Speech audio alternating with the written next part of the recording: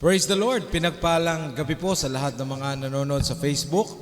Iayoven po at kami ang Rhythms of Grace Band na nakakapiling ninyo tuwing araw ng linggo. Praise the Lord dahil tayo sama-sama minsan pa na aawit, dadakilain ang banal na pangalan ng ating Panginoon. Kaya sa mga nanonood ngayon, samahan niyo po kami sa panambahan, itaas po natin ang banal na pangalan ng ating Panginoong Hesus. Kaya naman, let us declare, let us sing, He is alive!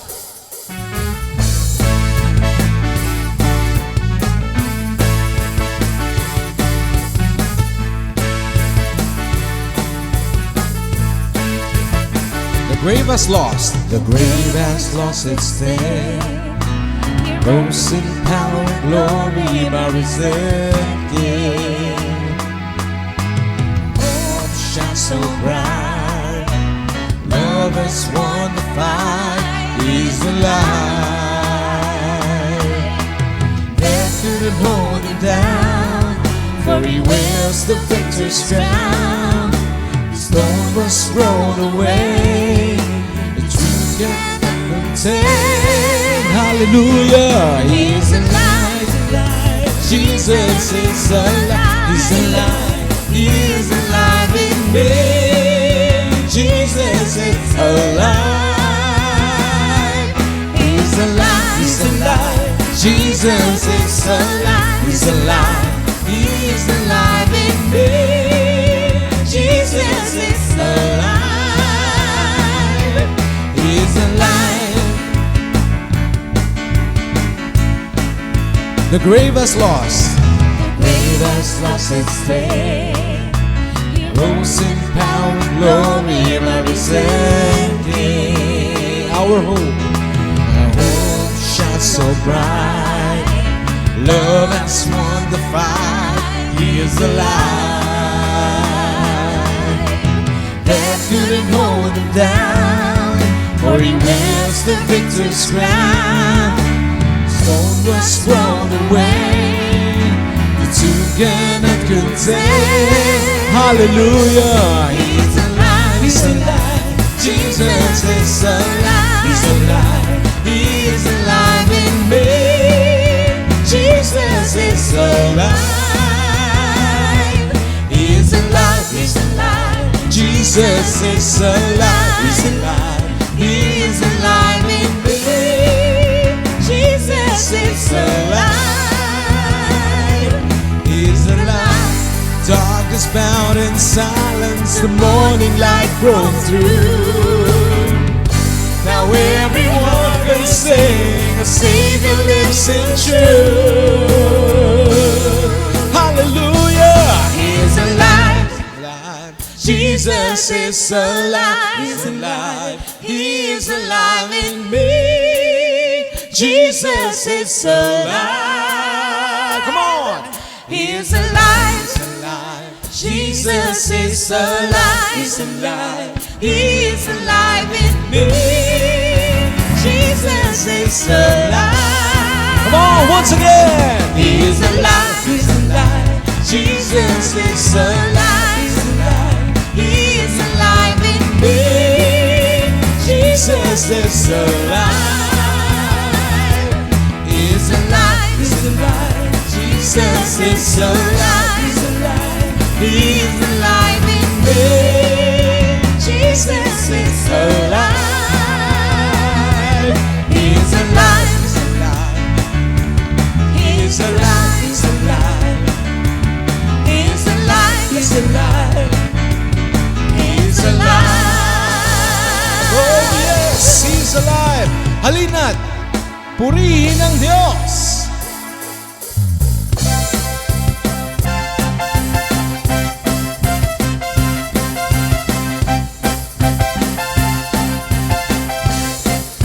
Halina't purihin ang Diyos. Pagpapala niya sa atin lubos-lubos. Kapangyarihan siya sa atin nagmamahal. Halina't siya'y pasalamat. Kami samba. Halina't purihin ang Diyos. Pagpapala niya sa atin lubos-lubos. Makapangyarihan siya sa atin ang mamahal. Halina, siya ay pasalamatan. Dakilang Diyos, dakilang Diyos at Panginoon, mag-ari ka sa lahat ng panahon. Ang ngalan mo ay luwalhati, ikaw lamang ang sasambahin. Halina't purihin ang Diyos, halina't purihin ang Diyos. Pagpapala niya sa atin lubos-lubos. Makapangyarihan, makapangyarihan siya sa atin ang mamahal. Siya ay pasalamat. Dakilang Diyos, dakilang Diyos at Panginoon, mag-ari ka sa lahat ng panahon. Ang ngalan mo ay luwalhati, ikaw lamang ang sasambahin. Dakilang Diyos, dakilang Diyos at Panginoon, mag-ari ka sa lahat ng panahon. Ang ngalan mo ay luwalhati, ikaw lamang ang sasambahin. Halina, halina, purihin ang Diyos. Halina, purihin ang Diyos. Halina, purihin ang Diyos.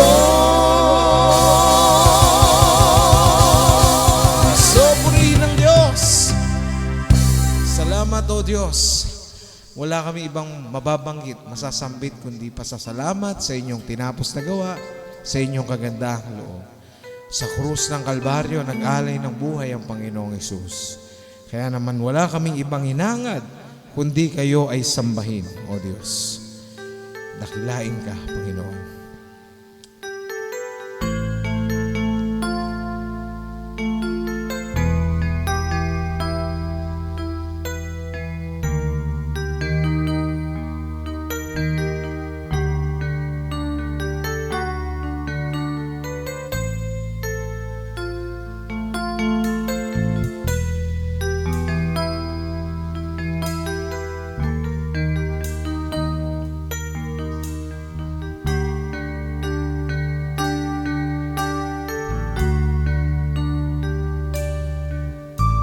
Walang ibang hangat kundi ikaw, Panginoon.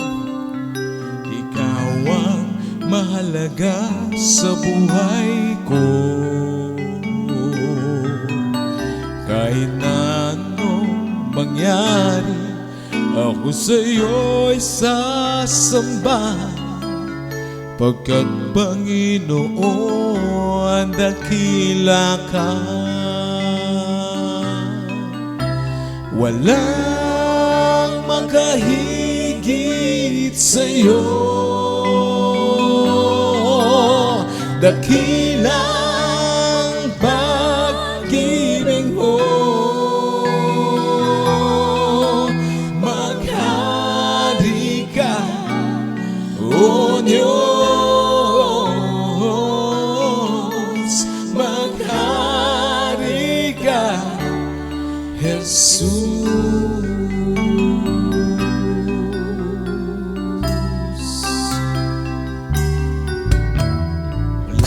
Ibang mga kundi kay parangalan.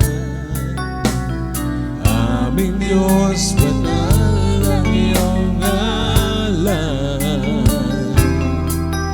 Kahit na anong mangyari, kami sa'yo'y sasamba, pagkat Panginoon dakila ka. Walang makahigit sa'yo, dakila ang pag-ibig mo. Maghari ka, O Diyos, maghari ka, Jesus. Walang makahigit sa inyo, Panginoon. Walang makahigit sa iyo, dakila ang pag-ibig mo. Maghari ka, O Diyos, maghari ka, Jesus.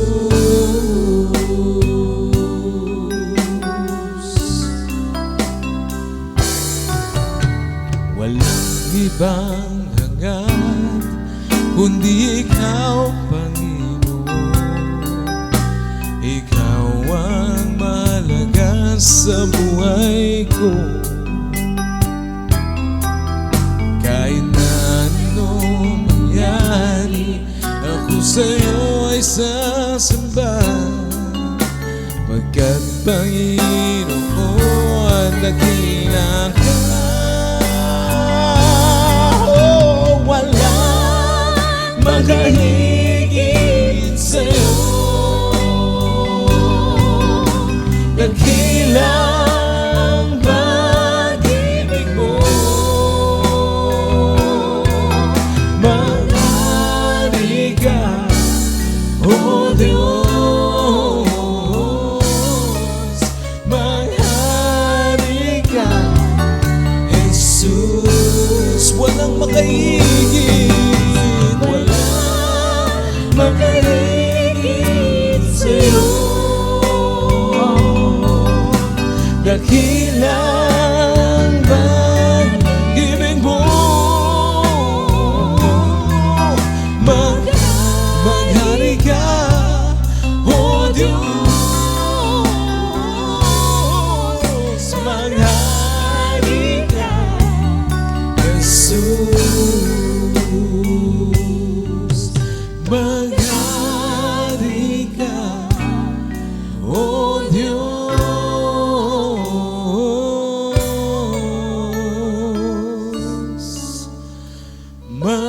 maghari ka, Jesus.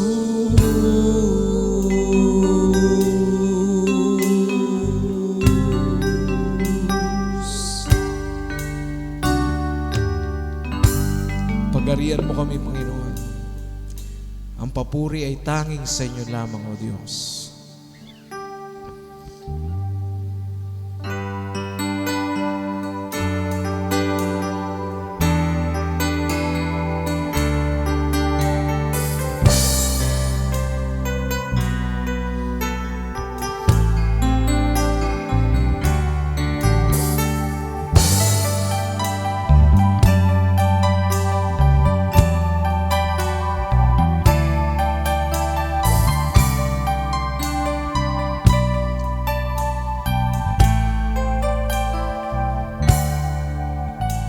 Papuri ko'y iaalay sa'yo lamang, ibibigay pagkat ikaw, Panginoon, ang tanging hinahanap ko.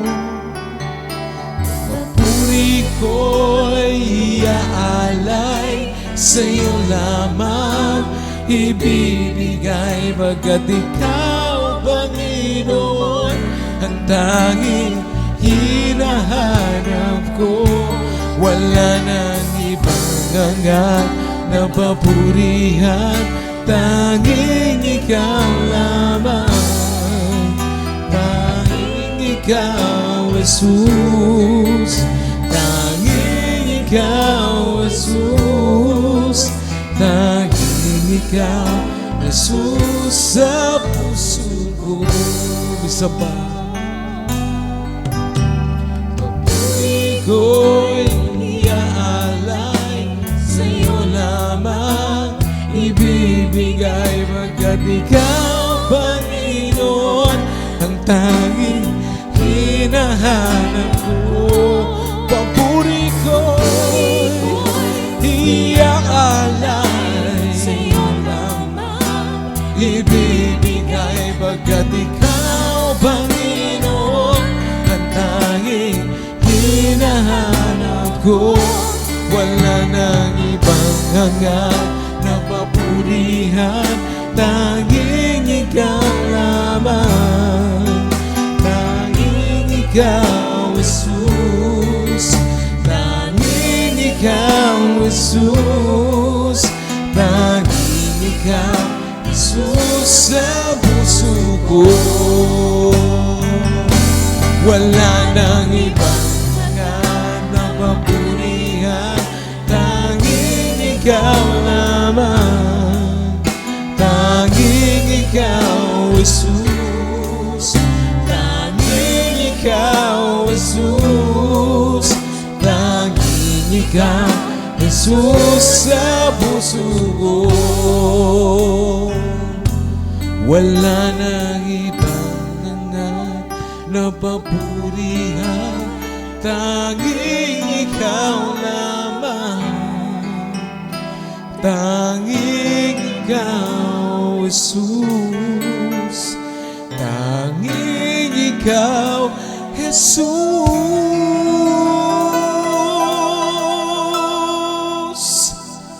Tanging ikaw, Jesus, sa puso ko.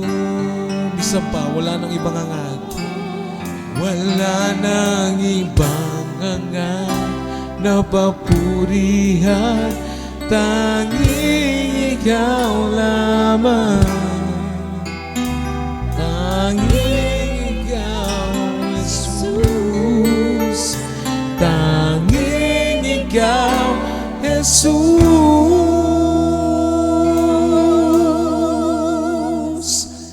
Tanging ikaw, Jesus, sa puso ko.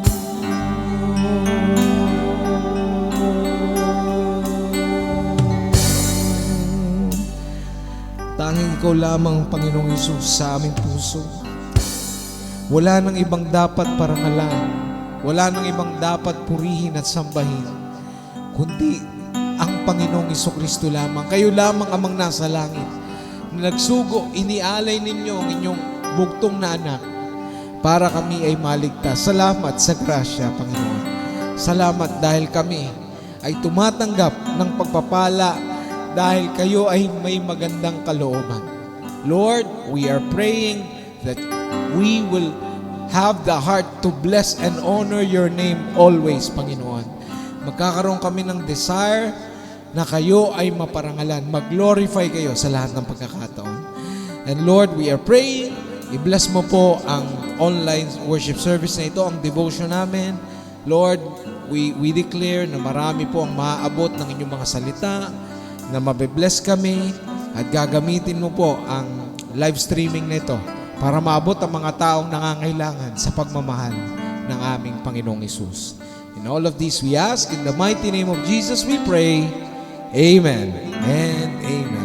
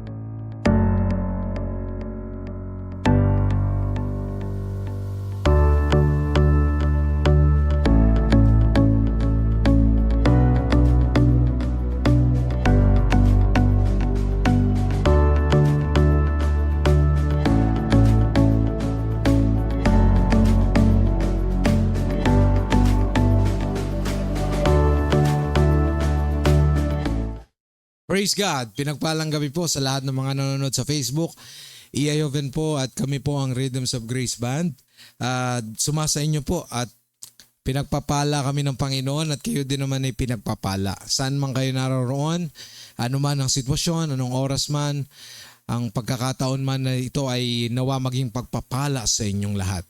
At kami po ay isang buong pamilya na nagpapagamit sa Panginoon.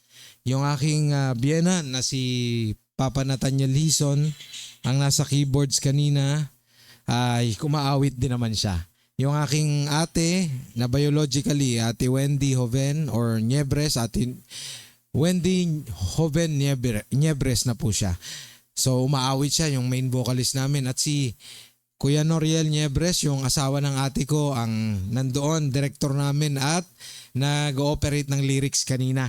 Si Ate Faith naman o si Hipri, yung aking asawa, ay nagda-drums kanina at umaawit din. Praise God dahil isang buong pamilya kami na umaawit sa Panginoon at nagkakaroon ng devotion at kayo naman ay naririyan. Binabati namin ang pastor namin sa CLC, Pastor Noel Abuda, Pastor Michelle Abuda, kasama ang kanilang anak si Ate Nikki na ang kanyang husband na si Kuya Eli ay nasa Canada. Salamat po sa mga buhay ninyo at patuloy kayong ginagamit at nagpapagamit sa Panginoon. Also, we speak blessings din sa The Life Giver Church kay Bishop Willie Lanes at si Pastora Nanay Ann. Praise God sa buhay po ninyo. Ngayon din si Pastor Dante na nakakapiling din namin sa CLC at least once a month. Praise the Lord. Salamat po sa buhay nyo. At sa mga taga CLC Parañaque, glory to God sa buhay nyo. Salamat dahil sa pagdalo namin kanina doon, nakita namin yung mga kasama natin, mga family natin doon. Tuwang-tuwa po sila at they are so blessed. Blessed din kami sa kanila. At binigyan tayo ng pagkakataon na makapag-lead ng worship kanina. Glory to God. At maraming pagpapala ang Panginoon. Amen. Nagpapagamit din ako dyan para magturo ng hindi lang ng word, pati yung sa vocals, which is I like. Tuwan-tuwa din ako sa mga nagre-respond. Shoutout sa inyo yung mga gustong magpaturo. Sa mga gusto lang yan na magpaturo. Pero kung hindi naman, okay lang din. Alright, praise the Lord.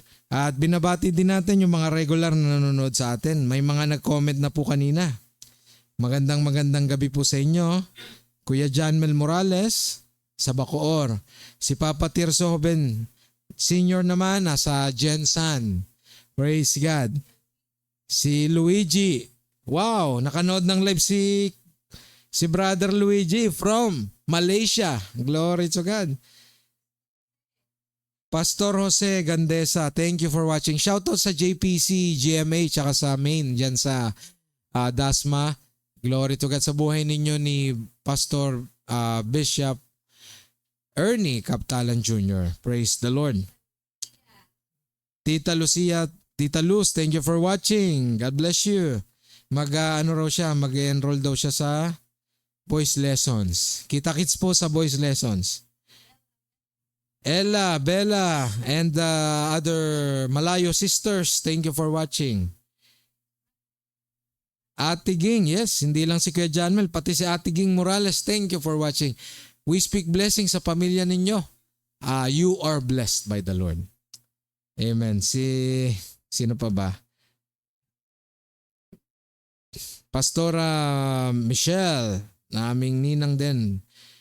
Thank you for watching. God bless you. We love you with the love of the Lord. Si Brother Kuya Paul, Mausay. Salamat sa Diyos sa buhay mo. Ate Lay, Mausay, thank you for watching and God bless you dyan sa Parañaque. Kuya, Pastor Kuya Martin, siyempre mula pa yan sa Laguna. Praise God. Shoutout sa iyo at salamat sa mensahe kanina. Ate Mel, of course, Ate Mel, Isip, and Kuya Arvin Isip, and family. Yung mga kasama namin sa CCF noon. Praise God. Hanggang ngayon nakakasama namin sila dahil ang Diyos naman hindi siya tumitingin sa religion. As long as you have this relationship with Jesus and relationship with God's people, amen. Glory to God. Masaya yun. Amen. Yung iba rin naming mga kasama sa dati naming church, a big shout out to you and may God bless you. Mahal kayo ng Panginoon. At nawa okay kayo dyan. Love kayo ni Jesus. Lagi ninyong tatandaan. At meron akong tanong sa inyo. Okay. So may pa-flash akong pictures sa screen. Yan. So yung picture na yan. So nakita natin, merong sayaw, ano? Ano ba yung mga sayaw ngayon? Ano ba yung mga uso? Yun yung tanong ko sa inyo. Ano ba yung mga uso na yan? Usong sayaw, usong pagkain, usong hotel, usong puntahan, pasyalan, pwedeng beach, pwedeng isla, usong mga gadgets, usong fashion, di ba? Ano ba kahit mga linggo, mga salita, ano ba ang mga uso na yan? So, di ba, maraming mga nauuso ngayon. Nakita ko nga yung sayaw ni Elias, medyo sensual, medyo may pasensya na po, may pagkabastos ang dating, pero nakita ko isinayaw ng isang pastor. Kaya nakakalungkot lang sa isang pastor na nakita ko doon sa isang church na bakit nila sinasayaw yon, na alam nilang may kino-convey na ibang meaning. And then yung pagkain, usong pagkain, samgyupsal for example, o yung mga trending na nakikita mo sa Facebook, mga shorts, di ba? Mga reels na nakikita natin na nakakatakam. Ako nga hindi pa kami nakakakain kay Diwata Pares eh. Sumikat na siya, nalaos na, tumakbo sa eleksyon, natalo. Hindi pa kami nakakakain doon. Pero okay lang, walang problema. It's fine, marami na naman dyan na ibang pwedeng kainin. Pwedeng, di ba, merong mga usong hotel, halimbawa yung Okada, o di ba, na sinasabi nila magkano, 10,000 daw isang gabi. Napakagrabe naman. Yung beach, di ba, na usong puntahan, ferry walk ka na ba sa Siquijor? Snorkeling ka na ba sa El Nido? Di ba? Sa Coron, sa underground river sa Palawan, napuntahan mo na ba yung mga usong pasyalan? O baka dyan lang sa may ilalim ng tulay, pwede ring pasyalan. Di ba? Yung mga usong gadgets, ay sabi nila in 5 years daw, hindi na uso ang cellphone. Wow, talaga. Grabe ang technology. Usong mga damit, usong fashion. Minsan hindi na maintindihan ng gustong isuot ng tao. Kasi nauuso. Hindi mo ba alam, ito ang usong damit. Kita mo yung kamamahal na, yung mga labubo, mga koromi, wala na. Hindi na sila sikat ngayon. Kasi wala na mga yan. Nawawala sila sa trend. So ang tanong, ang tanong ko sa inyo ngayong gabi, kahit trending ang mga yan, yung mga bagay na yan, ang tanong, pleasing ba siya sa Diyos? Diba? Malulugod ba ang Panginoon kung tayo ay masyadong nahuhumaling sa mga bagay dito sa lupa? Ang tanong kung ikaw ba ay umakyat sa Mount Everest, o alam ko may umakyat pero hindi na siya nakaabot sa tuktok. Subalit siya ay pumanaw na, binawian na ng buhay. Diba? Ano yung makaakyat ka sa pinakamataas na bundok? And then, what's next, di ba? Ano naman? Alam ko yung isang Pinoy na si Romy Gardusi nakaakyat dyan. Kasama yung mga ibang Pinoy team. Well, after that, what's next, di ba? Ano naman kung naakyat mo siya? Anong effect nun sa buhay mo? That's the question that you can ask yourself. Habang tayo nakikinig sa ating devotion o pinag-aaralan natin ito, pag-aaralan natin ang mensahe natin, ang pamagat po nito mga kapatid, ay walang iba kundi ang ibang klase ang pauso ni Kristo. The power of His resurrection. So bakit ibang klase yung pauso ni Kristo? Kasi ito yung pauso ni Kristo, hindi ito Yes. Amen. Thank you Pastor Jose sa pagiging pogi.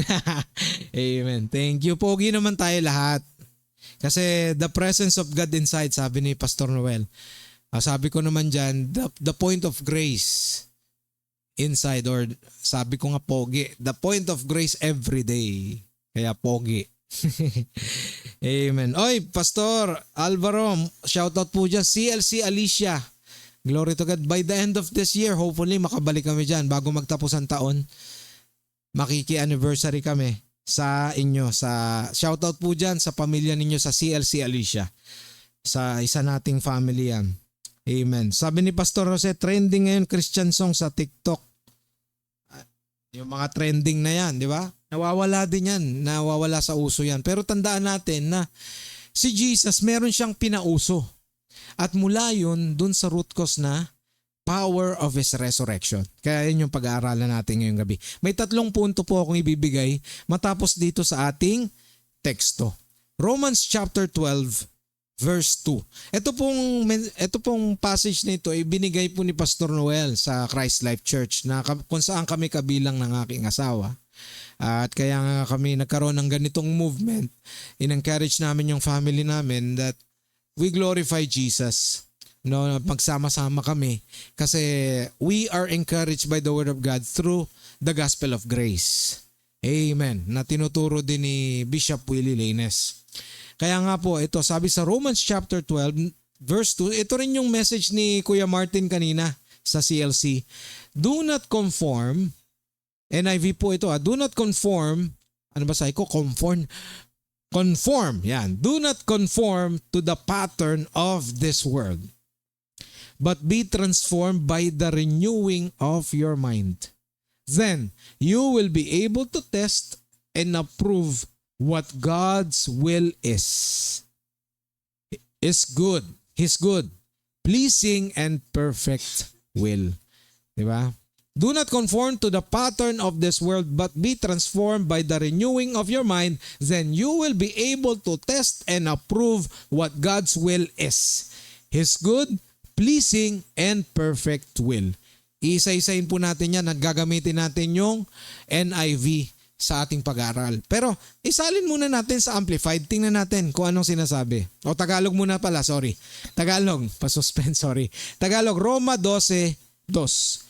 Huwag kayong, sabi to ni Paul, huwag kayong makiayon sa takbo ng mundong ito. Sa halip, hayaan ninyong baguhin ng Diyos ang inyong pag-iisip upang maunawaan ninyo ang kanyang kalooban.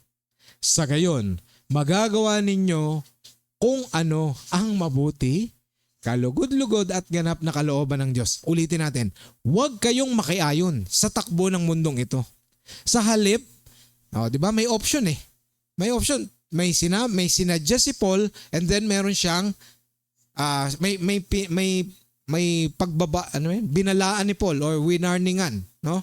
Yung mga taga-Roma. Pero meron siyang suggestion, may option na dapat gawin. Sabi niya, huwag kayong makiayon sa takbo ng mundong ito, which is non-negotiable. Pag sinabing huwag kayong makiayon sa takbo ng mundong ito, huwag talaga. Non-negotiable. Parang ako pag nagtuturo po ako ng kanta, ng awit, pag out of tune, sorry po, non-negotiable po yan. Hindi po pwede. Kaya kagaya nito sinabi ni Paul, non-negotiable. Huwag kayong makiayon sa takbo ng mundong ito. Sa halip, hayaan ninyong baguhin ng Diyos ang inyong pag-iisip. Hahayaan. Yun yung magandang sinabi dyan. Hahayaan ninyong baguhin ng Diyos. Hindi po kayo ang magbabago ng sarili ninyo. Ang Diyos po ang babaguhin ang sarili natin. Papayagan lang natin. Ayan, pag-iisip upang maunawaan ninyo ang kanyang kalooban. Bakit? Para maunawaan ang kalooban ng Diyos. Sa gayon, magagawa ninyo kung ano ang mabuti. Yon. Kapag pala nagkaroon ng pagbabago sa pag-iisip, pinayagan natin ng Diyos na baguhin ang ating kalooban at isipan, magagawa natin kung ano ang mabuti. At kalugod-lugod at ganap na kalooban ng Diyos. Amplified. Ano pong sinasabi? And do not be conformed to this world any longer with superficial values and customs. Huwag na raw ayunan ng mga kostumbre at yung mga paniniwalang mga pagpapahalagang wala namang solid na pinangahawakan. Di ba? Kasi mga superficial values, alam natin yan eh. Lumaki tayo dyan. But be transformed and progressively changed as you mature spiritually. Ang ganda, no? Ang ganda. Progressively changed as, di ba? Ayun sabi, but be transformed. May transformation, may pagbabago. And progressively changed as you mature spiritually. Habang nagmamature ka spiritually, habang binabago ka ng Diyos araw-araw, anong nangyayari? By the renewing of your mind, focusing on godly values and ethical attitudes. So hindi na pala superficial values and customs, sa halip focusing on godly values and ethical attitudes. Doon na tayo nakatingin. So that you may prove for yourselves, patutunayan mo sa sarili mo, hindi sa ibang tao patutunayan, sa sarili mo, what the will of God is. Kasi ang connection ng Diyos sa atin eh. So you just prove it. Papakita mo lang sa mukha mo, sa sarili mo. 'Di ba? Hindi mo kailangan patunayan sa ibang tao. That which is good and acceptable and perfect in His plan and purpose for you. For every person, bawat tao ay may katuturan ng buhay. At may plano ang Diyos sa buhay ng bawat isa. Matanda, bata, may ngipin o wala. 'Di ba? Sige, punta tayo sa number 1. Ano ang first point natin? Base po sa NIV na translation. So number 1, the resurrection. So ano bang ibig sabihin nito? Yung pagkamatay ng Panginoong Hesus, bago ko puntahan ito, bago ko ipaliwanag, yung resurrection of Jesus. Kasi alam naman natin, most of us are very familiar na ang tao na pawalay sa Diyos. At ang nais ng Diyos, may balik ang tao sa Kanya. Kaya nung si Adan at si Eva ay nagkasala, minana natin yung kasalanan, marami nang gawi ang tao para maibalik ang sarili niya sa Diyos, para ma-redeem niya ang sarili niya at patunayan niya na kaya niya. Subalit palyado ang tao. Even the 10th commandments, palyado. Even the 600 commandments, mga utos, palyado pa rin. Di ba? Ibig ko sabihin, ang tao, palyado talaga, bagsak, lagpak. Hindi man lang naka 75 ang score. Di ba? Sa halip, wala, 0 talaga. Kasi, lagpak eh. Yes. Salamat po sa pag-comment. Yan. So, sinasamahan pa rin tayo ni Pastor Jose. Thank you. Hayaan natin ang Diyos ay baguhin tayo. Amen. Glory to God. Pastor Bishop Ernie, thank you for watching. And Ate Lay, yes, thank you for watching. Kaya yun nga mga kapatid, the power of resurrection of Jesus, kasi bunga yan ng pagmamahal ng Diyos sa atin. Kagandahang loob ng Diyos na gustong magkaroon ng fellowship sa Kanya. Maibalik ang tao sa Kanya. At sa pamagitan ng pagbabago ng isip, yung resurrection ni Jesus, anong kaugnayan nun? Nung si Jesus ay namatay din tayo, yung mga kasalanan natin na nabaon tayo, namuhay tayo sa kasalanan, wala na yun, namatay na rin. Subalit nung siya ay nabuhay nung ikatlong araw, nabuhay din tayo. So we are a new creation. Kaya mamaya dadagdagan natin yung ating punto dyan. Pero alam nyo, ang sinasabi dito, the resurrection of Jesus ay napakalaki ang kaugnayan sa Romans 12 chapter 2 na ating pinag-aaralan. Kasi sabi dyan number 1, the resurrection is the power behind transformation. Bakit ka magbabago? Ibig sabihin, sa sino mang sumampalataya sa Panginoong Hesus, ay mayroong pagkakataong magbago at hindi pipilitin na baguhin ang sarili. Sa halip, hahayaan mo lang. 'Di ba?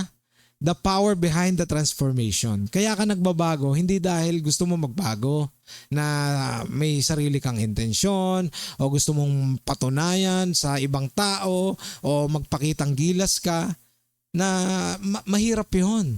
Sa halip, palalayain mo lang yung buhay ni Kristo sa buhay mo, na yun ang kumilos naturally. Amen. Kaya hindi magiging mabigat, hindi magiging mahirap. Sabi sa Romans, 'di ba? Romans 12 verse 2. Ito yun, yung line na to na alinsunod dun sa unang punto. The transformation by the renewing of your mind. So be transformed by the renewing of your mind. Magbabago dahil ang pag-iisip magbabago. Ibig sabihin doon, in other words, yan yung sinasabi na repentance.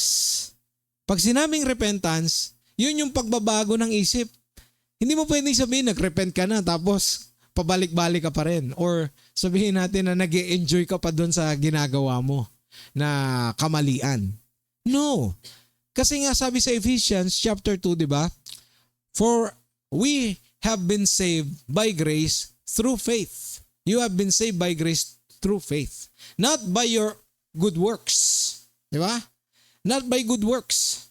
Hindi dahil sa iyong mabubuting gawa. Hindi dahil sa nakikita ng tao na ikaw ay mabuti na, magaling ka na, pinagpala ka na. Hindi ibig sabihin na nakikita panlabas. Sa halip, dapat from the inside, sa isip, na intindihan mo na you are transformed na. And kaya, may renewing of mind. Amen. Brother Joe Villa, thank you for watching. God bless you. Thank you for watching. Basahin natin itong Romans chapter 6 verse 4. Meron diyang line na sabi, Romans 6:4, just as Christ was raised from the dead, we too may live a new life. Yun yung sinasabi ko.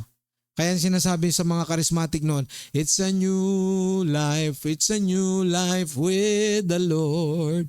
It's a new life. Diba? May new life ka na. Bakit? Kasi sa sino mang sumampalataya sa Panginoong Hesus saved ka na . Diba? And then, by grace through faith, sa pamagitan ng pananalig.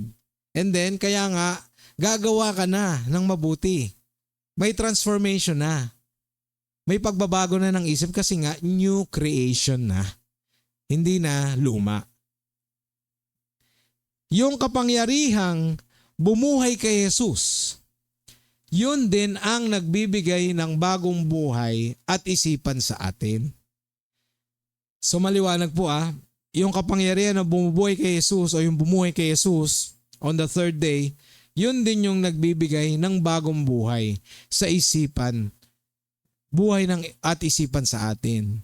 Kaya nga sabi sa kanta ni Romel Guevara, binabago mo ako araw-araw, di ba? Kasi nga, slowly, step by step, padadaluyin mo ang buhay ni Kristo. Siyempre, hindi naman yung may mga ganun talaga, yung grabing himala ng buhay sa kanila ng Panginoon. Dumaloy talaga ng malaya at biglang nag-transform. Meron, pero may mga pagkakataon in process pa.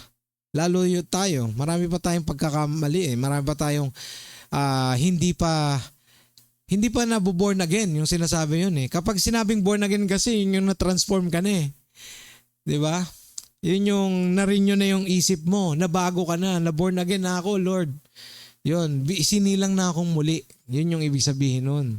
Nagkaroon na ng repentance. Kaya dating ine-enjoy yung pag-inom ng alak, ngayon hindi na. Diba? Dati nag-enjoy sa mga kung ano-anong ginagawa na labag sa kalooban ng Panginoon.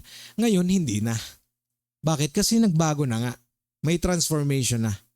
So number 2. Punta tayo sa number 2. The resurrection gave us a new identity. Ano na yung bagong identity natin? Diba? Ito na, sabihin natin sa 2 Corinthians. 2 Corinthians chapter 5 verse 17. If anyone is in Christ, he is a new creation. Bago na ang sino mang sumasampalataya sa Panginoong Hesus. Kaya nga dito sa kamunduhan, hindi ka naaayon kasi hindi ka na ganun . So kung halimbawa nag-enjoy sila sa mga music na hindi mo maintindihan, yung pala may kabastusan o kalaswaan or tungkol sa drugs, pag-enjoy sa bisyo, di ba? Hindi ka na mag-enjoy doon. Sa halip, doon ka na mag-enjoy sa mga awiting may kabuluhan. Kagaya nga ni Cool Ledesma, naalala ko si Cool Ledesma . Yung awitin niyang Till I Met You, di ba may sikat siyang kantang ganon? I never knew what love was till I met you. Never seems to go on. Tama ba yung lyrics ko? Every day I love you more each day. Maganda yung lyrics. Pero originally, yung awitin na yon, love song. Awitin yung para sa kasing irok sa kanyang kapartner in life, sa buhay. Pwedeng asawa, di ba? Kabiyak.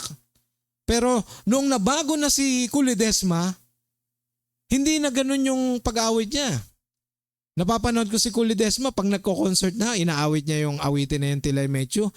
Iba na gestures niya, hindi ganyan, hindi Till I Met You, hindi ganon. Sa halip, ang gestures niya, Till I Met You. I never knew what love was till I met you. Pataas na yung kanyang gesture eh. Every day I love you more each day till I met you. Sa Diyos niya na inaalay eh. Bakit? Kasi renewed na siya. Binago na siya ng Panginoon. At nanalig siya sa tinapos na gawa ng Panginoong Hesus. Na yun yung senyales na iniibig siya ng Diyos. Na kapag sumampalataya siya doon, nung oras na siya sumampalataya, dumaloy doon yung pagpapala ng Panginoon. At hinayaan niya lang. Pinayagan niya. Kaya ano nangyari? Ang ganda na nung interpretation ng song. Di ba? Tayo. Pwede rin sa atin yun mangyari. Yes. Pwede. Dati tayo pwedeng mainitin ang ulo natin, magagalitin tayo, pero hindi na. Di ba? Paano kasi pag nung tayo mag-react, laging galit. Ngayon, hindi na tayo nagagalit agad-agad dahil nire-remind tayo ng Holy Spirit na maghinay-hinay ka. Huwag kang sisigaw, huwag kang basta magre-react, huwag kang basta, di ba? Magagalit kasi love ka ng Panginoon. O kapag ginayaan mo yun na dumaloy sa'yo, yes, maganda ang outcome. Pinagpala, pati yung mga taong nasa paligid. At yun yung nais ng Panginoon. That ikakapamuhay natin, magiging blessing tayo. Hindi dahil tayo ay nagpapakahirap na gawin ang mga bagay sa ganang sarili. Sa halip, pinapadaloy natin ang pagkilos ng Espiritu ng Panginoon. Glory to God. Sabi diyan, kung bagong nilalang na tayo, hindi na dapat makiayon sa mundo. Bagong buhay, bagong isipan. Yes. Bagong buhay ka na, may bagong isipan ka na rin. Hindi na yung bagong buhay, may lumang isipan, may lumang pagkatao, palibasa magaling ka magdala. Ang galing ko kasi magdala. Christian kasi ako eh. Kaya sasabihin ng kapitbahay mo, ay hindi halata. Magaling kasi ako magdala. Which is mali. Kapag ikaw ay binago na ng Panginoon, ang sasabihin sa'yo ng kapitbahay mo, ay, ibang klase ito. Hindi ito yung kagaya namin. Na kung kami ganito pa rin, mga pasaway, mga basagulero, lasinggero, babaero, iba ito. At kilala siya ng marami sa ganon. Dahil nakikita, dahil yung taong ito ay pinapadaloy sa buhay niya. Kasi nga nag-start sa isip. It all starts in the mind. May librong ganyan si John Maxwell. It all starts in the mind. Kapag nagsimula sa isip mo na ikaw ay pinagpala ng Panginoon, you were blessed by God, padadaluyan mo yan, and then magiging confident ka. Hindi dahil sa sarili mo, kundi dahil sa tinapos na gawa ng Panginoong Hesus. Kuya Nunoy, yes, Kuya Nunoy Espalyardo. Oy, nakakaabot tayo sa Sorsogon. Praise God. Sa may Barangay Layog, Barcelona, Sorsogon. Amen. Kumusta dyan, Kuya Nunoy? Hope that you're okay, you're watching, family mo, yung businesses mo. May malaking business ito, si Kuya Nunoy, ang kanyang asawa rin. Glory to God. Pinasyal kami doon sa mga lupa nila nung nasa Sorsogon kami. Nakakatuwa. May mga pinsan kaming businessman sa Bicol. Sana all, ano? Glory to God. Ngayon mga kapatid, number 3. Yan. Ano pong sinasabi? The resurrection aligns us with God's will. Yung muling pagkabuhay ng Panginoong Hesus, ano ibig sabihin? Naka-align, patungo ito o alinsunod ito. Papunta sa o ayon sa kalooban ng Panginoon. Pag sinabing kalooban ng Panginoon, ano ba yon? Lagi po nating tatandaan. Pag laging sinasabing, oh, God's will. Minsan, nagiging bukang bibig na lang yan eh. O loobin ng Panginoon, ganito ha. Lagi po nating alalahanin na ang kalooban ng Panginoon ay hindi nagbabago. Kung ang kalooban ng Panginoon sa atin ay pagpalain ka, sumagana ka, yes, hindi yun magbabago. Kung ang kalooban ng Panginoon sa atin ay pagalingin ka, ikaw ay maging maligaya, magkaroon ka ng kapayapaan, yes, yun na nga yun. Hindi yun magbabago. At lahat ng mabubuting bagay galing sa Panginoon. Kaya madaling ma-identify kung kalooban ng Panginoon o hindi. Kasi lahat ng mabubuting bagay galing sa Kanya. Kaya nga, pag may binawian ng buhay o may umuwi kay Lord, hindi na binawian ng buhay ang tawag. Sa halip, umuwi na siya sa Panginoon. Yan ang ginagamit naming term. Bakit? Kasi hindi naman nambabawi ang Panginoon Ano naman mapapala ng Panginoon, di ba? Kung babawian niya. Nasa Kanya lahat. Kompleto siya. Wala siyang kakulangan sa buhay. Sa Kanyang pagkatao. Sa kanyang actually honest being, wala. 100% siya. Buong buo. Hindi niya kailangan ng sino o anuman. Kaya nga itong will ng Panginoon sa buhay natin ay makilala mo siya ng lubos at kung may pagkakataon ang pamilya mo'y maabot, yes. At kung magkaroon kayo ng intimate relationship sa Panginoon at kung magamit pa kayo ng Panginoon para makakilala yung ibang pamilya sa Panginoong Hesus at ma-disciple mo sila, yes, sigurado kalooban ng Panginoon yan. Kung halimbawa gusto mo magmukmuk doon ka sa isang gilid, yan ang ayaw ng Panginoon. Kabaliktaran yan sa kagustuhan ng Panginoon. Kaya dapat ma-identify natin yung will ng Panginoon. Kasi yung resurrection ni Jesus, it aligns us with God's will. Kasi yun naman ang gusto ng Panginoon. Sabi nga, manampalataya ka lang, sumampalataya ka lang, ibabalik ka na Yes, ibabalik ka na doon sa presensya ng Panginoon. Diba dito sa Romans 12, sabi sa text natin, Romans 12:2, then you will be able to test and approve what God's will is.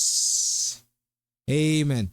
Dagdagan natin, 1 Peter chapter 1 verse 3. Sabi dun sa 1 Peter 1:3, He has given us a new birth into a living hope through the resurrection. Binigyan niya tayo ng bagong pagkatao. New birth. Isinilang na magmuli. Into a living hope through the resurrection. Pag sinabing living hope, yes, buhay ang ating pag-asa. Amen. Nabanggit din niya ni Kuya Martin kanina, buhay na buhay ang ating pag-asa sa ating Panginoon. Dahil nabuhay si Jesus, may buhay. Yan. Dahil nabuhay si Jesus, may buhay na pag-asa tayo. At malinaw nating naunawaan ang kalooban ng Diyos. Kasi tayo madalas hindi natin maunawaan yung kalooban ng Panginoon. Well, totoo naman na madaling intindihin ang kalooban ng Panginoon. May mga times lang na yung mga affliction, parte kasi yun ng proseso ng Panginoon. Parte yun ng kanyang inihahanda para sa atin. For example, di ba, si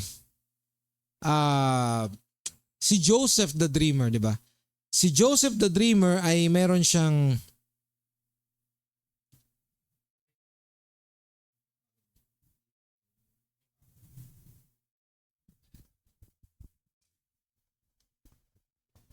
Amen. Glory to God. Praise God. Umupo lang ako sandali mga kapatid. Amen. So sabihin natin si Joseph the Dreamer, di ba? Si Joseph the Dreamer, ano ba ang ginawa niya? Meron siyang mga kapatid, di ba? At meron siyang ama. Ang nangyari na naginip siya na yuyuko daw. Parang in short, magkakaroon ng posisyon si Joseph. Magkakaroon siya ng posisyon na mataas siya at yung mga kapatid niya yuyuko sa kanya. Ganun yung revelation Pero, yung mga sinapit ni Joseph after that ay hindi naging kaaya-aya para kay Joseph. Hindi nakakatuwa para kay Joseph yung mga dinanas niyang hirap. Nakakapagod, nakakalungkot para kay Joseph. Nandun yung binenta siya ng mga kapatid niya, naging slave siya, pinaratangan siya ng mali. Ang daming mga nangyari sa kanya eh. 'Di ba? Naging roller coaster ang buhay niya. Pero nandun ang pangako ng Panginoon, hindi nagbabago para kay Joseph. So, ang will sa atin ng Panginoon, mga kapatid, 'di ba? Si Joseph naging ano din naman siya eh. Naging makulit din naman siya eh. 'Di ba? Palibhasa, nung nanaginip siya, naging pabida siya, kinuwento sa mga kapatid. Sabi ng mga kapatid, ganun ha, ikaw pala magiging boss dito ha. Eh, benta ka namin. Sige, maging slave ka. O, 'di ba? Sino ngayon ang boss? Parang ganun yung nangyari. Kasi si Joseph makulit din eh. Ganun din naman tayo. Hindi naman nawawala yung ating, alam nyo na, yung yung ating kaluluwa nandun talaga eh. Yung nag-iisip, 'di ba, nakakaramdam, 'di ba, nagiging excited. Kaya ngayon si Joseph naging pabida, kaya ganun yung nangyari sa kanya eh. Pero alam nyo, hindi nagbago ang kalooban ng Panginoon para kay Joseph. At yung pangako ng Panginoon nandoon. At nakakatuwa para kay Joseph na, alam nyo, nangyari lahat ng kalooban ng Panginoon. So, sa buhay natin ngayon, di ba, yung challenge, bigyan natin ng challenge ang bawat isa sa atin. Hamon. Ano ito, mga kapatid? Romans 12 verse 2 calls us to a transformed life. Ini-encourage tayo na magkaroon ng pagbabago. Na magbago tayo at padaluyin natin sa ating buhay yung pagbabago na alinsunod dun sa resurrection ng ating Panginoong Hesus. So the resurrection makes that possible, as what I said earlier. Yung resurrection ng Panginoong Hesus naging tulay, naging daan para mangyari ang transformation sa buhay natin. So, reject conformity to the world. So, yun yung dapat natin gawin. I-reject natin yung pag-ayon sa takbo ng mundo. Ano ba ang takbo ng mundo? Pasensya na po, katatapos lang ng eleksyon pero alam naman natin na maraming mga corrupt officials, na maraming mga, alam mo na, mapagsamantala, maraming mga nagmamanipula ng sistema. At napakasakit tanggapin na yan po ang umiiral sa sistema ng politika dito sa Pilipinas. At maraming leader pong ganyan. Nakakalungkot pong aminin, pero yun po ang katotohanan. Kaya alam nyo, ano ang dapat natin gawin? We reject conformity to the world. And instead embrace transformation of the mind. No? Yung pagbabago ng isip na para tayo ay masabi na talagang, alam nyo na, tinanggap na talaga natin si Jesus. May transformation, may pagbabago. And we follow God's will. Sundin natin ang kalooban ng Panginoon with confidence. Ano ba yun? Yung sinabi naalala ko bigla si Pia Wurtzbach. Ano ba yung sabi niya? Confidence. Beautiful. Yon. Confidently beautiful with the heart. Bigla ko lang naalala. Si Pia Wurtzbach, yung sagot niya sa Miss Universe. At ganun yung mangyayari sa atin, yung magaganap. We will be confidently beautiful with the heart. Hindi dahil sa ating sariling kakayahan, kundi dahil sa kakayahan ng muling pagkabuhay ng Panginoong Hesus.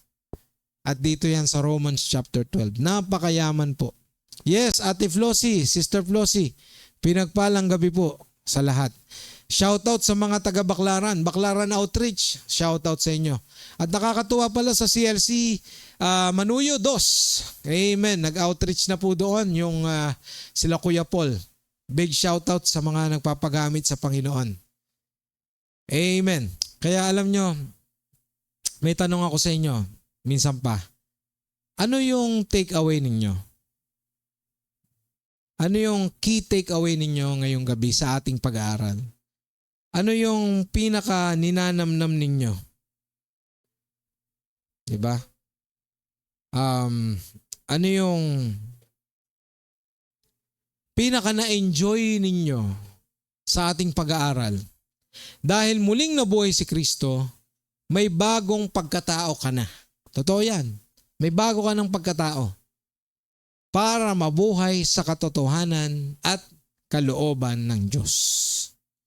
Minsan pa, dahil muling nabuhay si Kristo, may bagong pagkatao ka na para mabuhay sa katotohanan at kalooban ng Diyos. Amen. Kaya mga kapatid, ngayong gabi, I encourage you to pray. Pray tayo. Pray tayo ngayong gabi. At in-encourage kita, kapatid, nasaan ka man ngayon, ano man ang sitwasyon mo, I invite you for this prayer. Dasalin natin ito nang mula sa ating mga puso. Inimbitahan kita, iyuko mo ang iyong ulo, pikit mo ang iyong mga mata, at habang pinakikinggan mo ang panalangin ito, dalangin ko na mangusap ang Panginoon sa iyo. Praise God. Manalangin tayo. Salamat po, Panginoon, sa inyong salita. Salamat po sa paalala na hindi namin kailangang sumunod lang sa agos ng mundo, kundi kami ay tinatawag mong na bago na. Lord, we know na mahirap ito. Mula sa aming isipan, hinahangad namin, Panginoon, at mula sa aming puso, sa aming isip at puso, hinahangad namin ang mamuhay ayon sa inyong kalooban. Lord, salamat din po sa kapahingahan o kapangyarihan ng muling pagkabuhay ni Jesus. Dahil siya'y nabuhay na muli, may pag-asa kami na mabuhay rin ng bago. Bagong nilalang. Lord, we are a new creation. Lord, hiniling namin na magkaroon kami lagi ng layunin at direksyon na ayon sa inyong kalooban.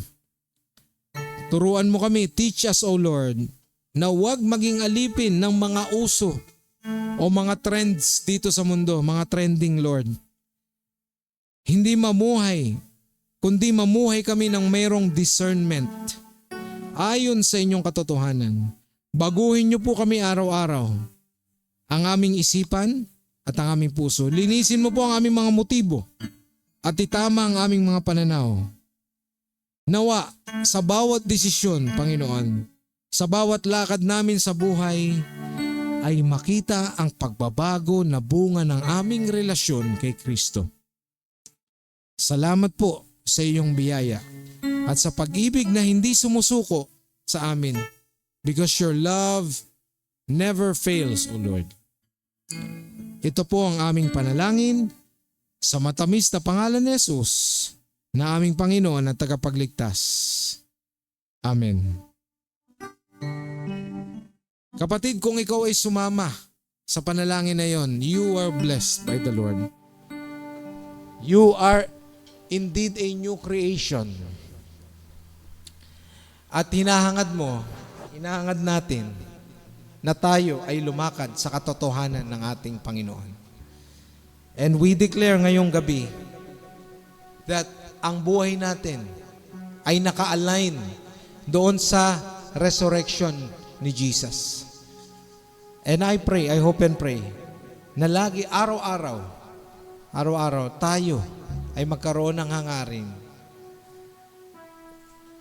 na padaluyin ng malaya ang pagpapala ng Panginoon. Praise God. Kaya mga kapatid, sumainyo ang pagpapala ng Diyos Ama na laging nagmamahal, pumapatnubay, gumagabay at naglalaan ng ating pangailangan. Sumaatin ang pagpapala ng Diyos Anak na ating Panginoong Hesus na laging nag-aalay o inialay ang kanyang buhay para sa ikaliligtas ng sino mang sumasampalataya. At sumaatin nawa ang pagpapala ng Espiritu Santo, Diyos Espiritu Santo, na laging nagpapaalala kung gaano tayo iniibig ng ating Panginoon. Amen and amen. Praise God.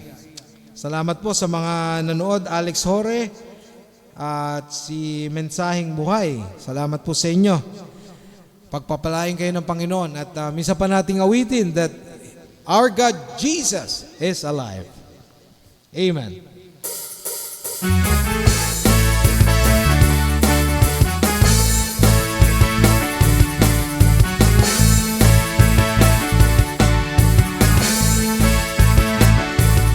The grave has lost its sting. He rose in power and glory, my risen King. Hope shines so bright. Love has won the fight. He's alive. Death couldn't hold him down, for he wears the victor's crown. The storm must roll away. Hallelujah. He's alive. Jesus is alive. He's alive. He's alive in me. Jesus is alive. He's alive. He's alive. Jesus is alive. He's alive. He's alive in me. Jesus is alive. He's alive. The grave was lost. The grave has lost its sting. He rose in power and glory, my risen King. Our hope shines so bright. Love has won the fight. He's alive. Death couldn't hold him down, for he wins the victor's crown. The storm must roll away. Hallelujah. He's alive. He's alive. Jesus is alive. He's alive. He's alive in me. Jesus is alive. He's alive. He's alive. Jesus is alive. He's alive. He's alive in me. Jesus is alive. Darkness bound in silence, the moonlight grows through. Now every heart can say, Savior lives in truth. Hallelujah. He's alive. He's alive. Jesus is alive. He's alive. He is alive in me. Jesus is alive. He is alive. He's alive. Jesus is alive. He's alive. He's alive in me. Jesus is alive. He's alive. He's alive. Jesus is alive. He's alive. He's alive in me. Jesus is alive. He's alive. He's alive. Jesus is alive.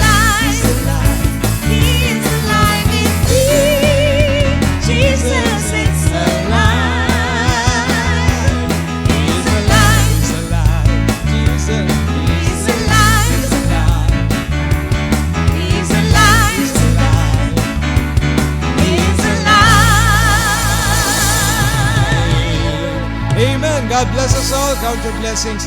See you next Sunday. Bye.